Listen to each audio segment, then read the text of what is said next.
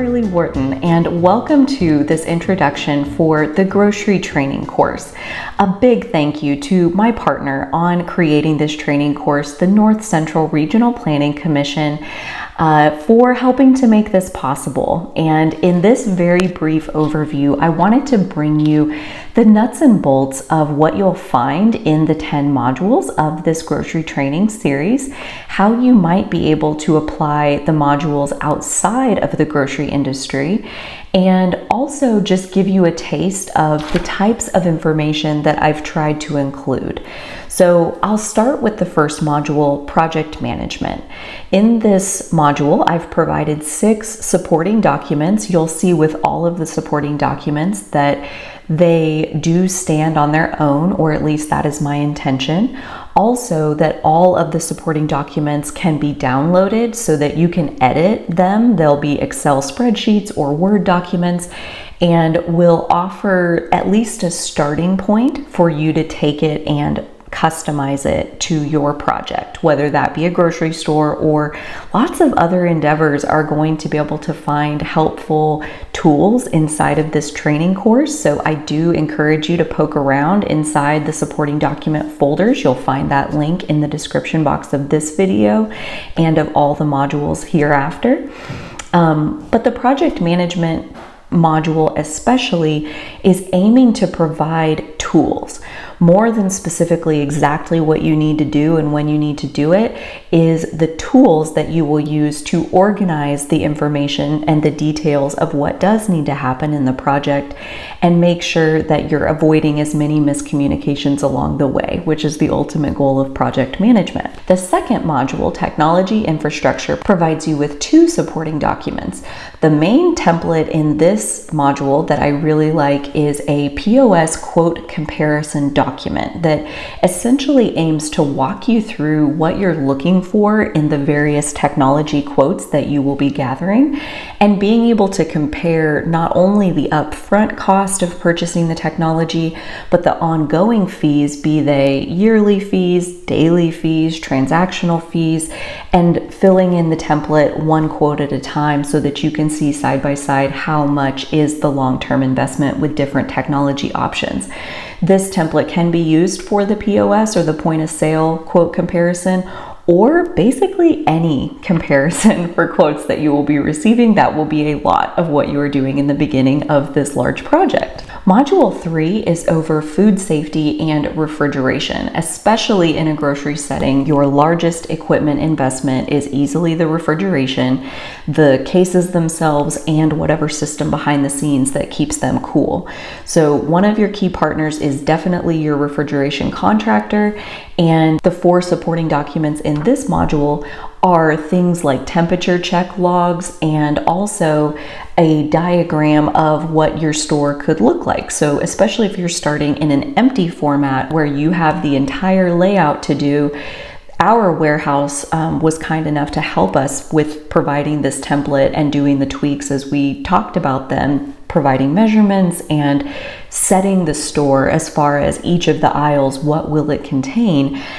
They were extremely helpful in filling in some of those gaps, and this store template is the output of that. So this is editable and you can use it in your setting as best as you can adapt it. The 4th module of Financial Matters contains 8 supporting documents, lots of different spreadsheets as far as how to both project the financial expenses and potential revenue scenarios that you want to lay out, like when you're doing your business planning.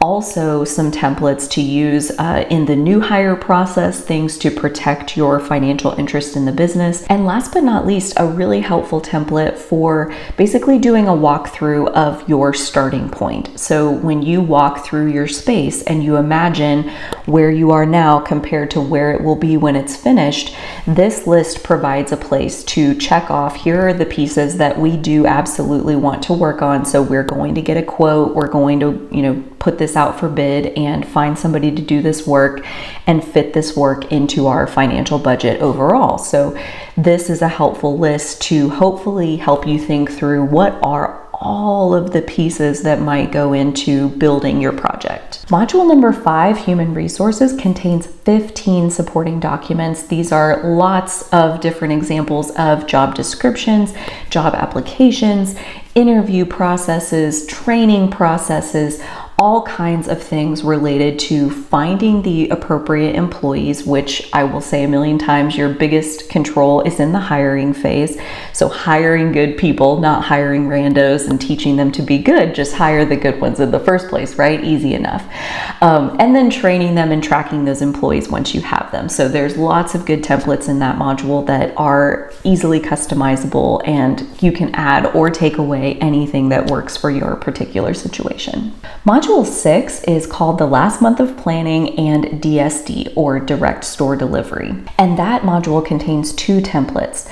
So the reason I put these 2 together is because DSD will most likely take place in the last 4 to 8 weeks of your planning process. You'll want to have almost everything else in place so that when you have your initial meeting with those DSD vendors, things like your pop, your chips, your milk, they'll want to see the space where their inventory will be merchandised so that you can talk about spacing and how many different items you want to see in that initial set. So they go together in that way, and yet within the module itself, they do very much stand apart as 2 separate subjects.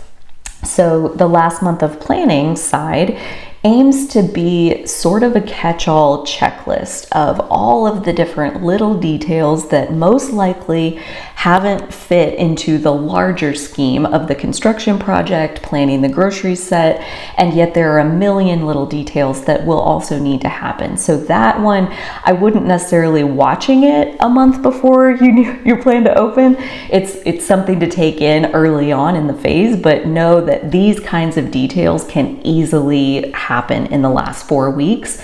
And there are pieces like modules 1 through 5 that have things that need to be in place far before the details that we'll talk about in the last month of planning. Module 7 is online shopping and contains 2 supporting documents. Notably in this module, I do go into full on what kinds of things do you need to think about if you do want to implement e-commerce, true online shopping within your store's business model. Also, before that, I talk about some lower technology alternatives, being shopping for people over the phone, having them send a list via Facebook or some other kind of email system. Also, you could create a questionnaire rather easily through SurveyMonkey or some other kind of online form. There are lots of options out there where you could ask something like, what is your produce order? What is your meat order? What are your grocery orders? And provide open text boxes where they can list the things that they want in each category. And at least that begins to organize the list for the shopper. Hopefully they're big lists, and the better they're organized, the easier it'll be on your shoppers. So it's possible to do shopping for people and offer curbside pickup and even delivery without actually having full-blown true e-commerce set up for your store. Although I would highly recommend having that included for at some point down the road. Module 8 is over store operations. So this is where we switch gears into the phase of once you've built the store, how do you run the store? And pretty much all of that falls into this one module of operations, and it comes with 9 supporting documents, things like holiday items. So for example, you'll find for your store specifically that there are seasonal demand items that come and go as far as people looking for them. Common examples that come to mind, the dried beef in the jar. Do you have that? The dried beef in the jar? People show up and they want the dried beef in the jar, and they show you, this is the dried beef in the jar. And they want it to put it with cream cheese and green onions usually, and they make dip out of it, they make pinwheels out of it, they make all kinds of things for Thanksgiving and Christmas. In my area, this is one of the examples. Another example are cherry chips. Nobody wants these basically all year long, and then for Christmas they use them to make cherry mash, homemade candy, and so they all of a sudden need cherry chips. And so these are the kinds of holiday items where year after year after year for your community, these are the things that people are going to want to see when they come in your store. So having a spreadsheet like the holiday item tracking template that will tell you these are the seasonal items and these are the holidays that apply to those seasonal items. Some things will only be applicable for the grilling holidays like Memorial Day, 4th of July, Labor Day. Those grilling holidays, they all have a lot in common. You'll sell a lot more charcoal, ice, beer, brats, buns. There are holiday seasonal items that will become really popular, and it's a whole different set from what's going to be popular over the winter holidays. So having that kind of tracking document is the level of what you'll find in that operations module. It attempts to get into the nitty-gritty of what do you need to be keeping track of in order for the store to be successful. Module 9 is over promotions and includes one supporting document. This module is about all of the different ways that things can go on sale inside the grocery store. So there aren't a whole lot of templates to go along with this because your warehouse is who will provide the process of how your sales work, depending on whichever ones you opt into.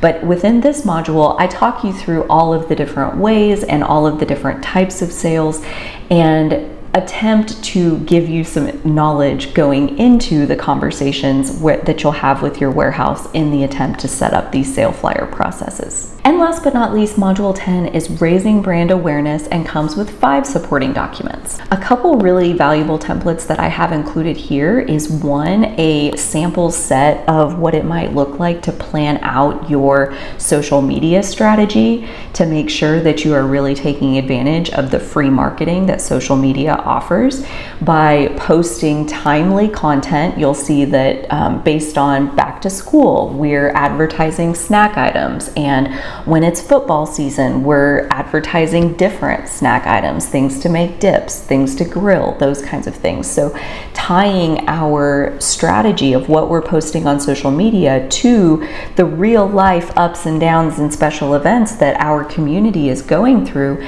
is just going to help people connect the dots and recognize that, hey, I can go there and get what I need for my special occasion. So also you want to be peppering in some of the background information about your store and random services that you offer that maybe, it's a month before graduation and you want to remind people that you offer custom cakes and they could submit their order and we could make your cake for graduation. So having an idea ahead of time as far as using this template to plan out months in advance or maybe even the whole year gives you a chance to really capitalize, for lack of a better word, on the special occasions your community is already experiencing. The other template I really like in this module is this list of special events. So the ways to, again, same thing, look at your entire year as far as what are the special events that we have drawing customers back to us over and over and over. People forget they're in their own lives and they're busy with their own concerns, and when we can make it fun and create a fun excuse for them to come to our business, it reminds them how much they like coming into our store, how nice it is to have people smile at them and reward them for some type of behavior at the event. It's really fun to set up events where you have incentives in the spending, where you hand people coupons at the door and their various amounts. If you get $5 off a $20 purchase, you get $10 off a $50 purchase. Obviously, they don't have to use the coupon to do anything. They don't have to spend that much, but it certainly does drive sales to both advertise a special event and then incentivize spending once they get there. So using tactics like that to continue to remind your community of why you came here and why you wanted to partner with them in the first place. Especially when you're opening the business, it's really easy to be grounded in your why, and then your why is in your reasons for doing it in the first place. And then the store opens and the operations are week after week. It's wash and rinse and repeat, and you just do the recipe over and over. Some people love that. Some people are going to do way better in the opening stages. It's very much 2 separate job descriptions as far as somebody who's going to do really good at figuring out how to put all the pieces of this puzzle together, even though there's no picture for what the final thing is supposed to look like. Some people will thrive there. Some people will thrive in the repetition of the management of the ongoing operations. We do this recipe every week, and then we go back and we do the recipe again next week. Some people will thrive there. This training series ultimately aims to provide the tools that you will need to deal with both the overwhelm and the potential procrastination that can come with taking on a very large goal.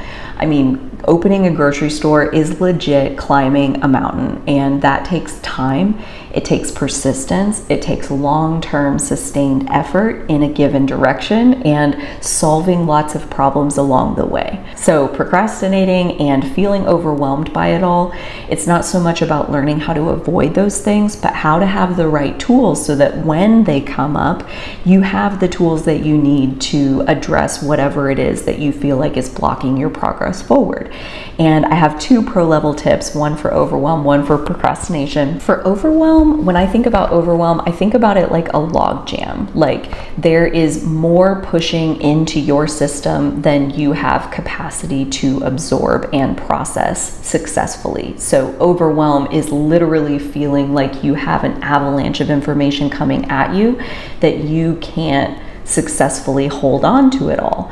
So the first step of both pro-level tips is to pause and acknowledge that this is so normal. It wouldn't be in the category of big project or large undertaking if it wasn't going to guarantee that it's going to generate some of this. So the fact that it's happening is normal, and that when we are overwhelmed, it isn't about throwing up our hands and exclaiming that we can't do this. It's when we feel overwhelmed, we need better tools. We need to be using our tools. And the project management module especially has some really great tools for capturing large amounts of data and keeping track of lots of details. That, again, when you get into the realm of large project, the whole definition is that it cannot be done inside your mind. So extracting that information, capturing it into an Excel spreadsheet instead of your mind, lets you work through the overwhelm, capture the pieces, organize the pieces, sort the pieces one at a time. That's all we can ever do. And with procrastination, what I think of is self-protection. When I think of procrastination, I associate that with there are so many different pieces to what you think you need to do that you don't know where to start. And you're basically, I mean, when I experience this, basically I'm worried I'm going to do it wrong. I'm worried I'm going to start in the wrong place and then have to backtrack, or start in the wrong order and mess it up in some way that I didn't know any better and I didn't mean to make the mistake, but I did, and I'm worried about making a mistake. So I'm just going to sit back and see if I don't figure out where do I need to start? So again, the pro-level tips begin with pausing and acknowledging how normal this is. How normal it is to procrastinate and to want to protect yourself from making a mistake or messing up something that is important to you. That is a normal response. And especially the more you care about your project, I think the more intense the procrastination could possibly be. So the first step is to pause and recognize how normal it is. And honestly, in my experience, a lot of the procrastination that I can get up to tends to save me in the long run. It tends to save me from having to redo something or waste time and energy doing something only to find out later that, oh, I have to do it this way, and great, now I have that information and I can do it correctly the first time around. Usually when we feel like procrastinating, maybe, only you can know in your moment, but maybe it's not really the right time to be working on that piece just yet. That brings me to step 2, which is focus on right now today. What is it right now today that you could be doing to move your project in the right direction? And sometimes All you're ready to do is fill out the spreadsheet with all the pieces that you can think of that need to happen. It doesn't have to happen today. I just need to write it down today. Today, my goal is do a brain dump of all the pieces that I have in there and write it down where I can type it up and sort it by some order and give it some categories of like, this has to do with the refrigeration. This has to do with hiring my staff. This has to do with when are we going to open? What are we going to do for our grand opening festivities? There are so many different pieces that at some point you have to start somewhere with a big old brain dump. The last step on procrastination is to break down the tasks as much as possible. So, not even just, I'm gonna get my full brain dump today. Set your timer for 10 or 15 minutes and say, I'm gonna brainstorm my task list for the next 10 or 15 minutes and see how far I get. I don't have to finish it. I don't have to do it in its perfection to do the first 10 or 15 minutes and then see where I am. I'll leave us with this. In the project management module, we talk about something called rolling wave planning. And this is essentially what that is, where we do what we can do right now, and then we see where we are and we reassess. And then we do again, another step forward of what can we do right now? And then we reassess. And when we are truly able to embrace that process, neither overwhelm nor procrastination will stand in the way of you climbing any mountain you ever set your sights on. I do hope that you find this grocery training series helpful. If you have any questions whatsoever, I would be glad to hear from you. My contact information is below. You can also leave a comment, whatever works best for you. Sending you the best wishes for your journey ahead, and if I can help, please let me know.